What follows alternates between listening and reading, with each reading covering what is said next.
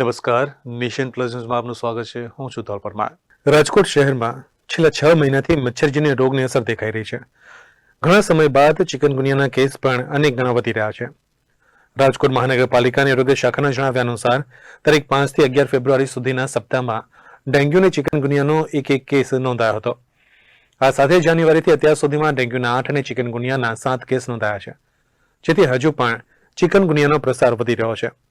બીજી તરફ મહાનગરપાલિકા મચ્છરજન્ય રોગના અટકાયતી માટેના પગલા વિશે જણાવે છે કે આ સપ્તાહ દરમિયાન 752 ઘરમાં ફોગિંગ કરવામાં આવ્યું હતું. તેમાં 10,715 ઘરમાં પોરાનાશક કામગીરી કરાઈ હતી.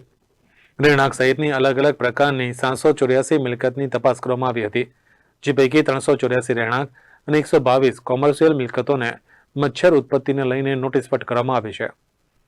Dhaval Kundaliya, nation plus news, Rajkot. સમાચારોના સતત અપડેટ માટે નેશન પ્લસ ન્યૂઝના યુટ્યુબ ચેનલને સબસ્ક્રાઇબ કરો, બેલ આઇકન દબાવો અને ફોલો કરો ઇન્સ્ટાગ્રામ, ફેસબુક અને ટ્વિટર પર.